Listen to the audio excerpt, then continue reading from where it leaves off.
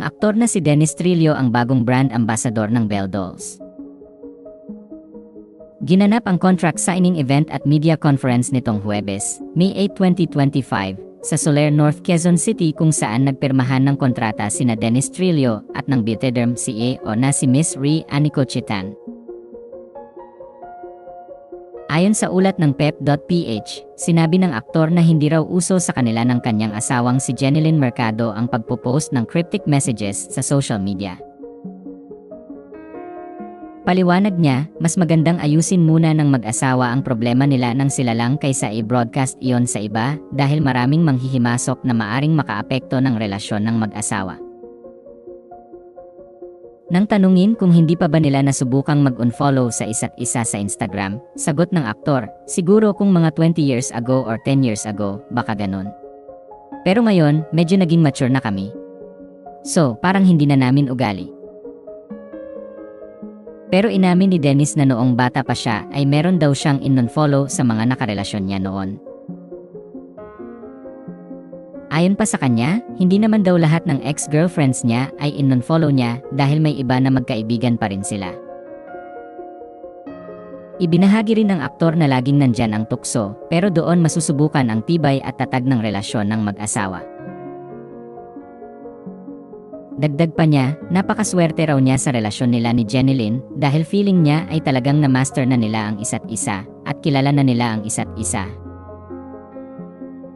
Ayon pa sa aktor, wala na ring selosang nagaganap dahil mas malawak na raw ang pag-iisip nila bilang mga mature na individual.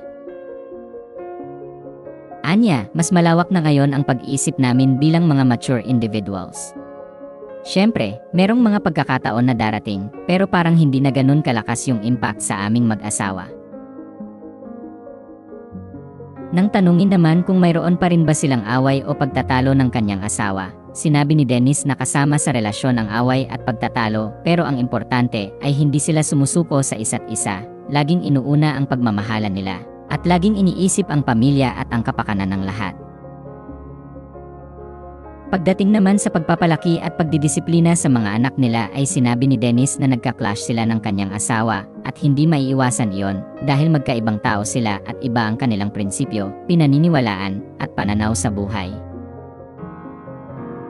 Pero ayon pa sa kanya, mula nang magkasama sila halos araw-araw ay marami silang oras na pag-usapan kung ano talaga ang pwede nilang pagkasunduan.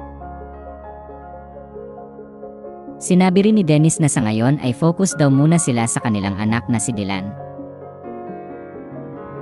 Dagdag pa niya, gusto nila ng kanyang asawa na tutok sila sa kanilang bunso, at pagkatapos nun ay pag-usapan nilang mag-asawa kung ano ang susunod na plano nila. Kaya nang tanungin ang aktor kung gusto pa ba nilang magkaroon ng isa pang anak, sagot niya, kaya pa akong tutuusin. Pero syempre, malaking responsibilidad na, alam mo yon, na kailangang desisyonan namin pareho mag-asawa. Sina Jeneline at Dennis ay may tig-isang anak mula sa kanilang mga dating nakarelasyon. Si Alex Jazz na anak ng aktres kay Patrick Garcia, at si Calix na anak ng aktor kay Carlin Aguilar. Ayon sa ulat ng pep.ph, nagpa-freeze na sina Dennis at Jeneline ng eggs sa Texas, USA. Samantala, malapit na ang kaarawan ng mag-asawa. Sa May 12 ang birthday ni Dennis Trillo, at sa May 15 naman ang birthday ni Jeneline Mercado. Ayon kay Dennis, natapat sa araw ng halalan ang kanyang kaarawan at magkakasama silang buong pamilya, kaya kakain na lang daw sila sa labas o sa bahay. Inilahad ng aktor na ipagdiriwang din ng kanilang pamilya ang Mother's Day sa May 11, 2025.